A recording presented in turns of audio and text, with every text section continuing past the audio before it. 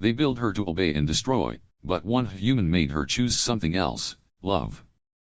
They dragged her through the marketplace with a chain that sparkled like frost against her throat, not because it was beautiful but because it burned when she moved too fast, and she had learned quickly not to struggle. The air smelled like metal and ash, the ground beneath her bare feet sticky with oils and dust from 1,000 alien worlds. She could hear the auctioneer's voice barking numbers into the thick humidity, could feel eyes scanning her glowing white hair, her pale ears that twitched when too many languages buzzed too loud, the way her torn furs barely clung to her skin after too many nights in transport crates that smelled of old blood and recycled air. She kept her eyes low, not out of shame but because hope was dangerous. Hope meant looking up. And the last time she'd looked up, they had torn her sister from her arms on Orvian Prime.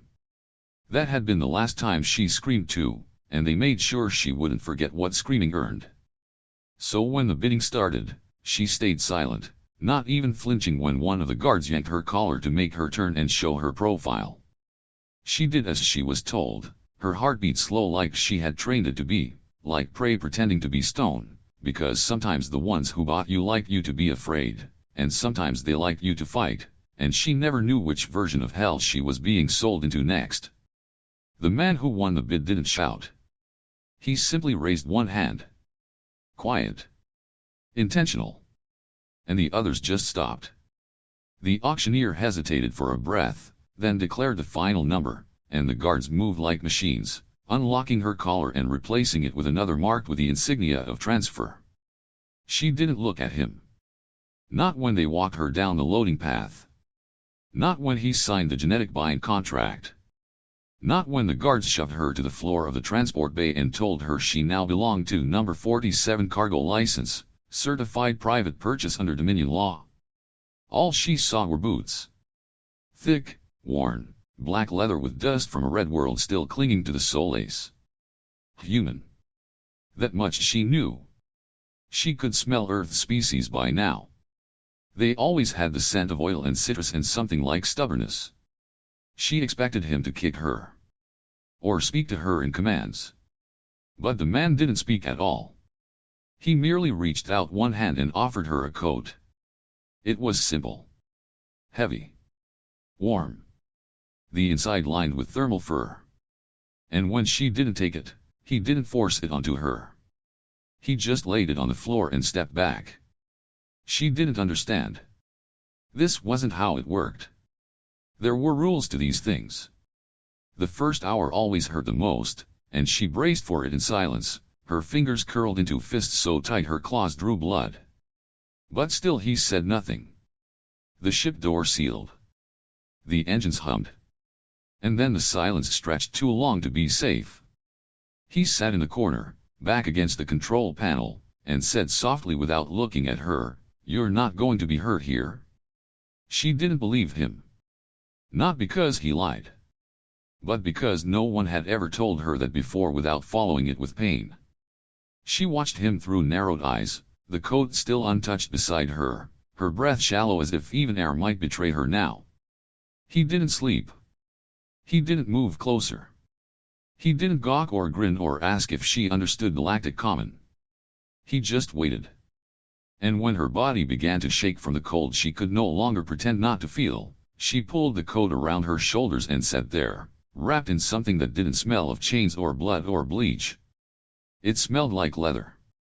Like warmth. Like something that once belonged to someone who cared about surviving. The transport landed on a moon she didn't know. The air was thick with mist and soft blue light that seemed to ripple through the trees. She had never been to a world like this, wild, quiet, too soft to be safe. He led her through the forest without touching her, no chains, no leash, just glances over his shoulder to make sure she was following. She considered.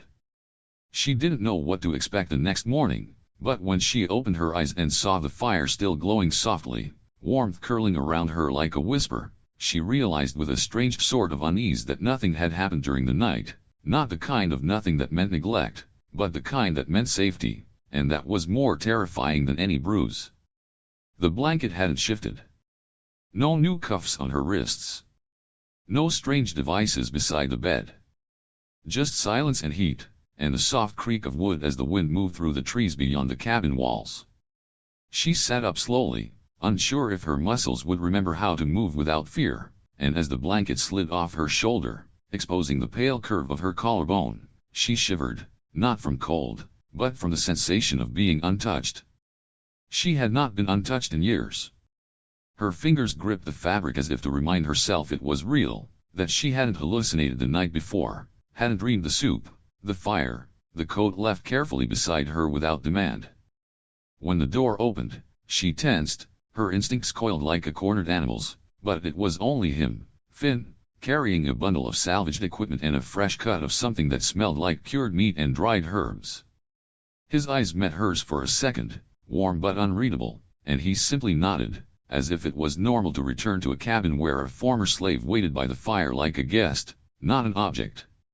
He moved past her without comment, setting the bundle down and unwrapping the contents methodically, his hands steady, his presence calm in a way that felt too deliberate to be performative. She watched him work, unsure why her heartbeat hadn't settled, unsure why her breath still caught when his hands flexed around the tools, why she noticed the curve of his forearms under the rolled sleeves or the subtle lines at the corners of his mouth when he focused. She wasn't supposed to feel these things. Not now. Not ever. But the stillness in the room wasn't empty. It was heavy. Charged. After a moment, he spoke without looking up. I'm setting up a proper shower. We'll take a bit. For now, you can use the stream behind the ridge. Water's clean. Not frozen. Should be safe. She blinked. That was it. No commands. No leering. Just information. An offer. And when he returned to his repairs, she stood up, the coat still wrapped around her frame, and followed the path he'd cleared through the frost-covered brush. The stream was not what she expected. It sparkled beneath the filtered light of the twin moons, threading through thick roots and moss that glowed faintly with bioluminescence, casting gentle reflections across her pale legs as she stepped to the edge. She hesitated. The stream was beautiful, but she didn't trust beauty. Beauty was often bait. She glanced behind her. Finn had stayed true to his word. He stood several meters away, leaning against a tree, arms folded, his back turned to her, not watching. Not pretending not to watch. Actually giving her space. She could barely breathe. The idea of undressing in open air, in the presence of a man, even one who had not touched her, made her stomach tighten. Still, her body itched from the grime of transit, from weeks of caked sweat and old pain. Slowly, mechanically, she unwrapped the coat, folded it over a rock, and stepped into the water. It was cold enough to shock her lungs but not freezing, and her breath came out in startled gasps as she waded deeper until the stream lapped at her waist. She crouched, letting the water pour over her shoulders, rinsing her skin in careful handfuls. It felt like she was washing away layers that weren't hers, filth that had never belonged to her but had been forced upon her like a second skin. She dunked her head, letting her long white hair float around her like silk in the current, and for a moment she felt nothing, no memories, no expectations, just water, and motion and cold. It was the first time in years she had bathed without being watched. Without being instructed. Without being punished for modesty or silence. The morning after she gave herself to him was too quiet, not in the peaceful way it had been before, but in the breath-holding silence of something looming just beyond the trees, like the forest itself knew something was coming and didn't dare rustle its leaves. And as Nara stirred beneath a heavy blanket, her body still humming with the warmth of what they'd shared, her mind hesitated to call it safety because safety had always been the moment before the next blow, the breath before the cage. Slammed shut, the calm before the hand reached in and took something else from her, but still, part of her wanted to believe this time was different, wanted to believe that Finn wasn't like the others, that his arms around her weren't just another trick she hadn't yet deciphered. Because the way he touched her wasn't like a man marking territory, it was like someone tracing the edges of a map he was still learning to read, as if her body was a land he didn't want to conquer but understand, and she had fallen asleep with his breath in her hair and her name finally spoken in her own voice, not as a command but as a choice, and yet when she opened her eyes to see him already dressed, pacing near the cabin window with his jaws set tight and his eyes scanning the treeline, her gut coiled with unease, because Finn wasn't the kind of man who paced without reason, and as she sat up, clutching the blanket to her chest, she asked softly, "What is it?" And he didn't look at her right away, just said quietly, "Something pinged the old COMM relay last night,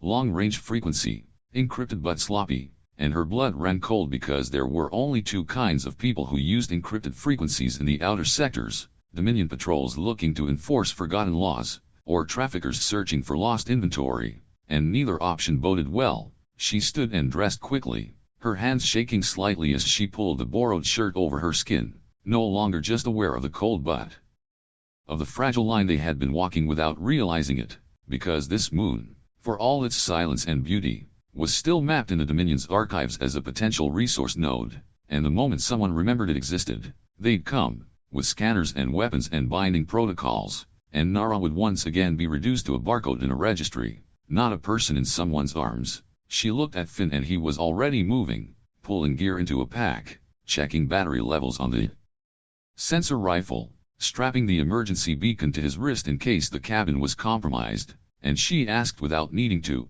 "You've done this before?" And he nodded once, grim, "Too many times, but not with someone I wasn't willing to leave behind," and the honesty in that nearly knocked the breath from her lungs, because she hadn't expected it, hadn't expected to matter so soon, or maybe ever, and yet there it was, the quiet truth hanging in the air between them like a promise he hadn't asked her permission to make. She stepped toward him, placing a hand on his arm, feeling the tension there, the readiness coiled beneath the surface, and whispered, "Tell me what to do," not out of fear but because she wanted to help, wanted to stand beside him, not behind, and he looked at her with something fierce in his expression and said, "Stay close, stay quiet, and if I tell you to run, you run," and she nodded, heart pounding, the thrill of action starting to burn away the lingering haze of intimacy. And when they stepped outside into the soft snow, the light had shifted, the sky now dimmed with unnatural cloud cover, like a ship's shadow had passed over it and left something behind. They moved together through the trees, past the stream where she'd first tasted freedom, up the ridge where the COMM relay was hidden beneath the hollowed stump. Finn crouched and pulled open the panel, fingers dancing across the controls, muttering to himself as he filtered through the signal packets. Then he froze, his breath catching, and she knew before he said it that it was about her. They tagged. The tunnel was darker than either of them expected and twice as cold, and as they stumbled down the uneven slope with Finn leaning heavier against Nara's shoulder by the second step, she realized two things in quick succession. First, that the ancient mining shaft definitely hadn't been reinforced since the Dominion left it, and second, that the ground beneath them was beginning to groan in a way that suggested it held a grudge against intruders and wasn't afraid to show it the moment they crossed the threshold into the main cavern. Something cracked under their boots and Finn cursed as his weight shifted, and Nara shrieked, but not in fear this time, in frustration, because they both knew exactly what was coming, and sure enough the floor gave out with the subtlety of a kicked wasp nest. They plummeted through splintering wood and dry vines and landed in a cloud of dust and old air that tasted like metal and regret. She landed hard on her back, her legs tangled with Finn's, and for a few long seconds neither of them moved because it wasn't clear who was more injured or more embarrassed. Then Finn groaned a little and said from somewhere near her knee, "Please tell me that was the end of the tunnel and not the start of something worse." And Nara coughed dust from her throat and muttered, "Depends if you like being buried alive or just moderately crushed." He laughed softly, and the sound was so absurd in the middle of their pain and confusion that she laughed too until her ribs ached, and the echo of their mirth bounced around the cavern like ghosts trying to remember what it felt like to be alive. They eventually untangled themselves awkwardly, Finn wincing as he pulled his leg free from an old support beam, and Nara trying very hard not to notice how the fall had torn open the shirt she'd borrowed and revealed far more skin than was strictly necessary for survival. Finn did notice, of course, but to his credit he didn't leer. He just looked at her with that quiet intensity that always made her heart stumble, and then handed her his jacket without saying a word. She took it, trying not to blush, even though blushing seemed like a ridiculous thing to do when they were both probably concussed and possibly dying, and said thanks in the smallest voice imaginable. They took stock of the damage. Finn's arm was scraped raw and his shoulder looked swollen but not broken, and her ankle was twisted, but she could stand on it if she gritted her teeth hard enough. The real problem was that the tunnel above them was now blocked by rubble and the only way forward was deeper into the mine and possibly toward the kind of creatures that didn't appreciate unexpected guests. Finn lit one of the old portable lamps from his pack, casting a soft yellow glow across the ancient walls, and for a moment Nara felt like they had stepped into another world. This place hadn't seen light in decades, and yet the walls shimmered with embedded mineral veins that caught the glow like frozen stars. The moment passed when something in the shadows hissed. Finn raised the rifle and they froze, listening for movement, but it didn't come again, and Nara whispered, "Probably just the wind," even though there was no wind down here, and both of them knew it. They kept moving carefully, slowly, Finn limping but upright, Nara leaning more on the wall than she'd admit, and as they walked the path narrowed until it forced them closer together, their shoulders brushing every few steps, and every time they touched it sent a jolt through her chest. Not fear, not desire exactly, but something in between, something like the memory of intimacy trying to reassert itself in a place where survival was supposed to be the only thing that mattered. Eventually the tunnel opened into a chamber, half collapsed but stable enough, and Finn declared it their temporary sanctuary. He dropped the pack by a flat rock and began unpacking supplies while Nara sat down and tried not to scream at her ankle. It throbbed like betrayal, and she was pretty sure it was swelling the size of a grapefruit. She didn't want to look because looking made things worse. Finn. They didn't speak for a while after the last signal blip, not because there was nothing to say, but because everything between them had shifted in a way that made words feel almost too fragile to carry it.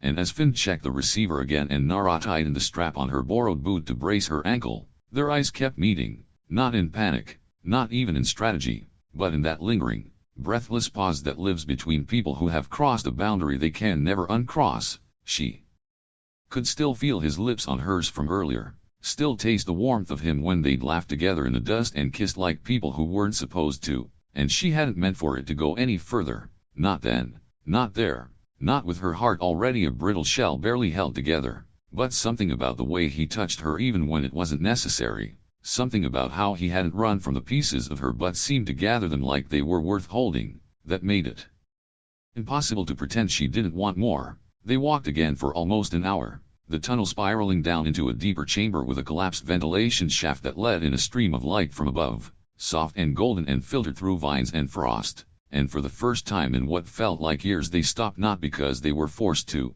but because they both knew they couldn't go farther without first confronting what was boiling just beneath their skin.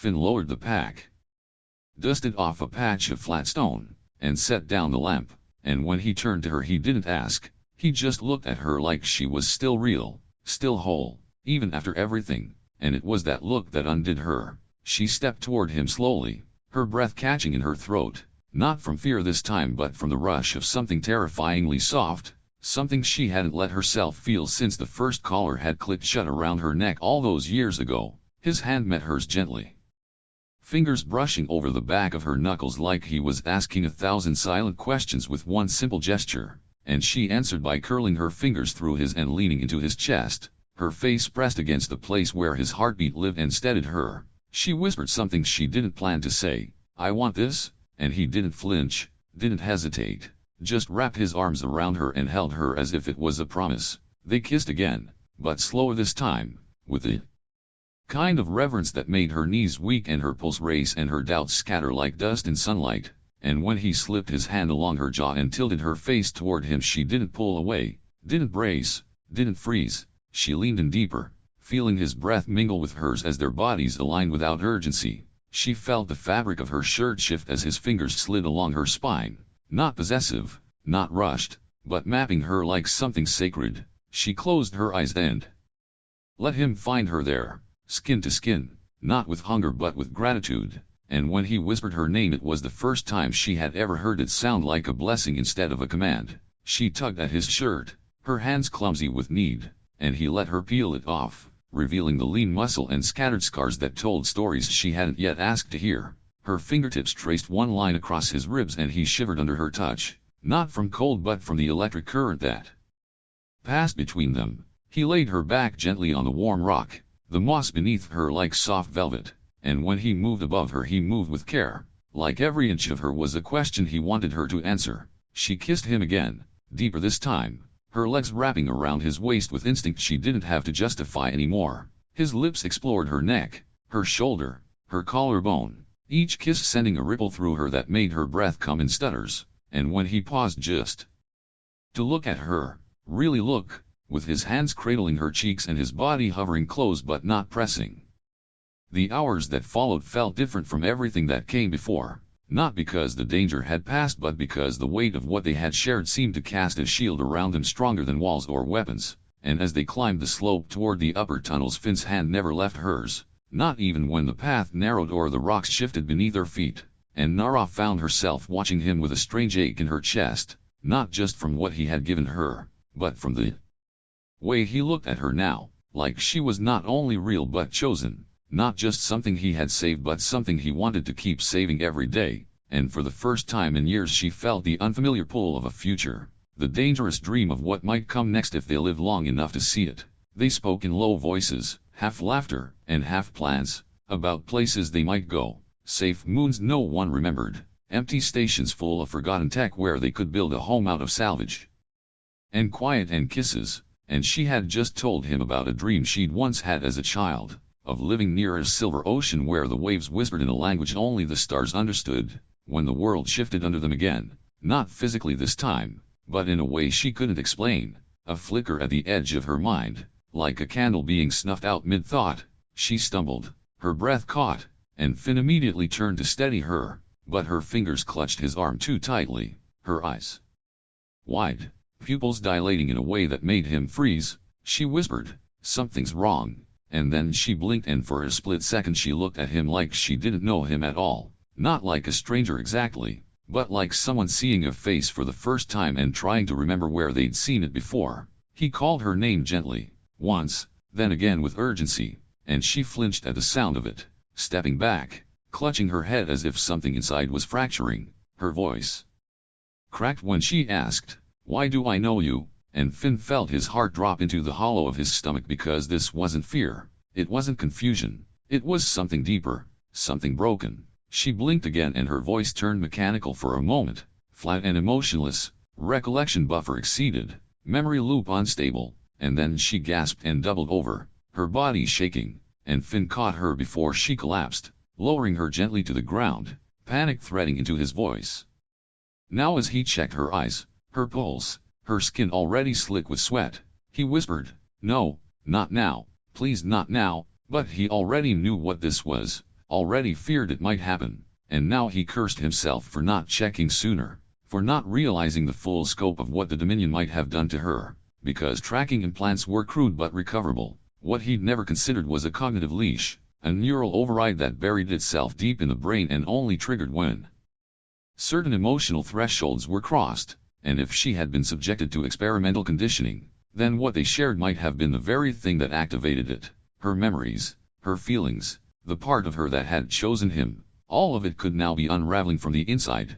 He held her close, brushing her hair back, whispering to her, trying to call her back with words she knew, with touches she had trusted, and for a moment it worked. Her body stilled, her eyes met his, and she whispered, "Finn, I remember you, I remember last night," but then her voice cracked and her eyes filled with tears as she added, "But I can feel it slipping, like someone's pulling me away from you," and he clenched his jaw, rage and desperation swirling through him in equal measure. He'd heard of these programs, secret Dominion experiments to create compliant bioagents, beautiful and deadly operatives disguised as refugees or slaves, designed to bond emotionally with targets before completing missions they wouldn't remember initiating, and the worst part was, the subjects never knew they were part of. They didn't speak as they made their way back through the upper tunnel, but the silence between them was no longer peaceful or even tense. It was something far stranger. A kind of hollow pause where recognition should have lived but didn't, and Finn walked behind her, not too close, not too far, watching the way she moved with mechanical grace and the occasional strange hesitation, like a dancer who suddenly forgets the next step mid-motion. She didn't look at him once, not directly anyway, and each time she scanned the corridor ahead, her eyes narrowed as if calculating probability rather than experiencing anything human. And it made his chest ache because the body walking in front of him looked like Nara, sounded like Nara, even moved like her if you didn't know what to look for. But it wasn't her, not fully, and every step reminded him that the woman he'd kissed, the woman he'd held, the woman who had whispered her fears into his shoulder as they lay curled together under the cold moss, was trapped behind this Dominion layer of programming, staring out from behind her own eyes. He didn't know how long he had before she slipped too far to reach. He didn't even know if she could be reached, but he followed her anyway because the only thing worse than losing her completely was giving up before he tried everything. And as they emerged into the moss-lit clearing above ground, she turned her head slightly, as if sensing a signal, and spoke in a tone so calm it made his skin crawl, initiating uplink. Confirmation required. And Finn tensed, not because of the words, but because she said them while pulling the side panel off a weathered uplink dish he didn't even know was operational. And somehow she did, which meant the system buried in her brain was more advanced than he had feared and might now be actively trying to send a location ping that would bring down an entire Dominion retrieval squad on their heads and maybe worse. So he stepped forward carefully, his voice even, and said, "Maybe don't do that."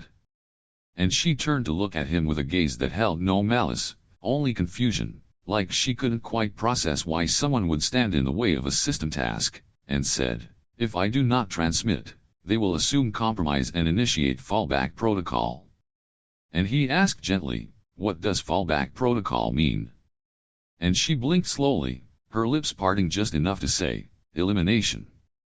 Then she turned back to the panel, and he panicked a little but kept his tone light. "How about we take a 5-minute break from being assassins, maybe grab a protein bar, talk about our feelings, not in that order." And to his complete shock, she hesitated, her hands still on the panel, her posture faltering. Then she turned toward him again and tilted her head very slightly in a way that was unmistakably Nara, like the way she used to when pretending to be confused just to mess with him, and she said, "You are injured. You require nutritional stabilization." And he blinked. "Wait, are you offering me a snack?" And she nodded and pulled a ration pack from the side pouch of his bag, which she had apparently inventoried without asking, and handed it to him with all the tenderness of a surgical droid. Finn took it but couldn't stop the small laugh that escaped him, because this was absurd. She was half brainwashed, possibly carrying a hidden kill protocol, and still somehow remembered to make sure he didn't pass out from low blood sugar. He tore open the packet and sat on a flat rock, watching her cautiously as she returned to staring at the uplink dish, and said mostly to himself, "This is the weirdest date I've ever been on." And she turned back slightly, with a flicker of something unquantifiable in her expression, and said, "Date is a social bonding term."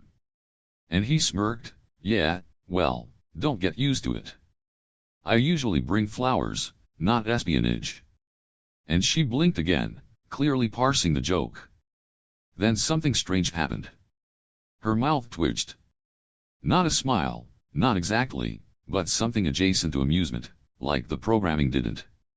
They stayed like that on the forest floor for what felt like hours, breathing in sync as if trying to anchor themselves back into a world that had almost torn them apart. And though the uplink dish was shattered and the immediate threat of control had been broken, Finn knew better than to believe they were truly safe, because what the Dominion built it built to endure, and Nara even in his arms was still shaking, not from pain but from the weight of what she had just done. She had disobeyed the command, she had resisted the override, and that kind of defiance did not go unnoticed or unpunished. He pulled her tighter, kissed her hair, whispered things into the space between them, not because he thought words could fix her but because he knew they could hold her up until she was ready to stand again. And eventually she did. She lifted her head slowly, eyes rimmed with red but clear, now truly clear, not vacant, not cold, not overridden, and she looked at him with a softness that made his chest tighten, and said, "I think I broke something inside me, but I also think I saved something too." And he nodded because he understood that feeling far too well. They gathered what they could from the wreckage, scavenged their way to the old mining shaft, and followed a back trail Finn had found years ago during a scouting mission, one that led through a ravine and under a collapsed transport rail and out toward the far side of the moon, where an old launch pod still rested in the shell of a downed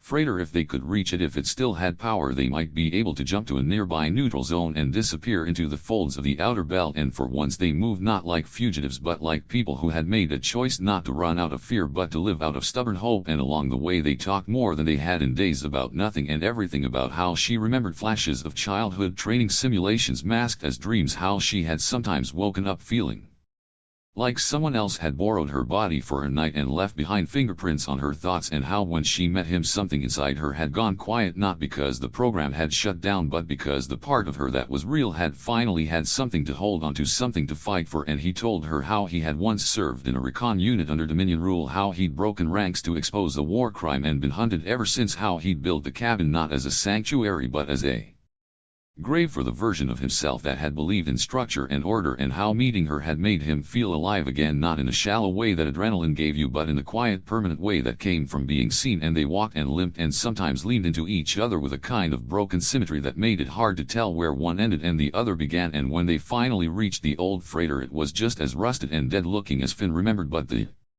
pod was still intact. The hatch creaked open with a hiss of recycled pressure and the console lit up with a sputtering glow that meant it could fly, maybe just once, but that was all they needed. He set the coordinates for an unclaimed sector deep in the neutral zone and ran diagnostics while Nara sat beside him fiddling with a broken navigation charm she had picked off the ground near the mine, one of those silly trinkets used by smugglers to hide data or fake IDs, and she laughed softly when it sparked in her hand and said, "If this thing turns out to have a star map, I'm going to kiss it." And he grinned, then said, "Maybe I'll get jealous." And she replied, "Then maybe you should kiss me first." And he did, not gently, not like a goodbye but like a beginning. And when the pod lifted from the ground and soared up through the atmosphere, it was with a kind of quiet that made the world below feel like a memory, not a loss. And as the stars expanded around them, she reached out and took his hand and whispered, "I'm not scared anymore." And he said, "Me neither, but even if I was, I'd still choose you." And they drifted like that in low. They stayed like that on the forest floor for what felt like hours, breathing in sync, as if trying to anchor themselves back into a world that had almost torn them apart. And though the uplink dish was shattered and the immediate thread of control had been broken, Finn knew better than to believe they were truly safe, because what the Dominion built, it built to endure. And Nara, even in his arms, was still shaking, not from pain, but from the weight of what she had just done. She had disobeyed the command. She had resisted the override. And that kind of defiance did not go unnoticed or unpunished. He pulled her tighter, kissed her hair, whispered things into the space between them, not because he thought words could fix her, but because he knew they could hold her up until she was ready to stand again. And eventually she did. She lifted her head slowly, eyes rimmed with red but clear now, truly clear, not vacant, not cold, not overridden. She looked at him with a softness that made his chest tighten and said, "I think I broke something inside me, but I also think I saved something too." He nodded because he understood that feeling far too well. They gathered what they could from the wreckage, scavenged their way to the old mining shaft, and followed a back trail Finn had found years ago during a scouting mission, one that led through a ravine and under a collapsed transport rail and out toward the far side of the moon, where an old launch pod still rested in the shell of a downed freighter. If they could reach it, if it still had power, they might be able to jump to a nearby neutral zone and disappear into the folds of the outer belt. And for once they moved not like fugitives but like people who had made a choice, not to run out of fear, but to live out of stubborn hope.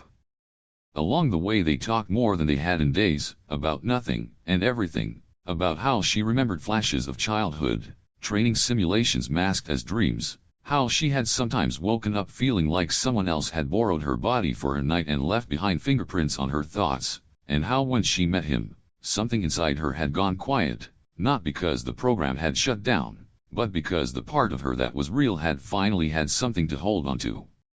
Something to fight for. He told her how he had once served in a recon unit under Dominion rule, how he had broken ranks to expose a war crime and been hunted ever since, how he had built the cabin not as a sanctuary but as a grave for the version of himself that had believed in structure and order, and how meeting her had made him feel alive again, not in the shallow way that adrenaline gives you but in the quiet, permanent way that comes from being seen. They walked and limped and sometimes leaned into each other with a kind of broken symmetry that made it hard to tell where one ended and the other began. When they finally reached the old freighter, it was just as rusted and dead looking as Finn remembered, but the pod was still intact. The hatch creaked open with a hiss of recycled pressure, and the console lit up with a sputtering glow that meant it could fly, maybe just once, but that was all they needed. He set the coordinates for an unclaimed sector deep in the neutral zone and ran diagnostics while Nara sat beside him, fiddling with a broken navigation charm she had picked off the ground near the mine, One of those silly trinkets used by smugglers to hide data or fake IDs. She laughed softly when it sparked in her hand and said, "If this thing turns out to have a star map, I'm going to kiss it." He grinned and said, "Maybe I'll get jealous." She replied, "Then maybe you should kiss me first." And he did, not gently, not like a goodbye, but like a beginning. When the pod lifted from the ground and soared up through the atmosphere, it was with a kind of quiet that made the world below feel like a memory, not a loss.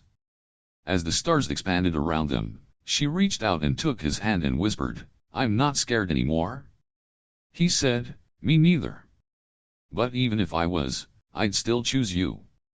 They drifted like that in low orbit for an hour, maybe two, maybe more, because time inside the pod felt slower than real life, or maybe it was just that neither of them wanted to rush what they had built from the ashes of their survival. When the warning light finally blinked red, indicating long-range sensors had caught the remnants of the signal they left behind, they did not panic. They just nodded to each other and prepared for the final jump. Finn asked, "Are you ready?" She said, "Not even a little," and then kissed him again. He laughed and said, "Good, because neither am I." The stars around them stretched and twisted as the pod entered hyperspace. For a moment everything was light and silence. Then they were gone, leaving behind the forest, the fire, the shattered uplink, and the broken version of her that had almost obeyed.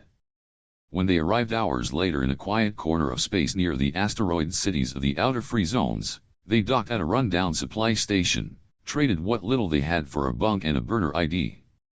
For the first time in years, Finn used a name that was not tied to a warrant.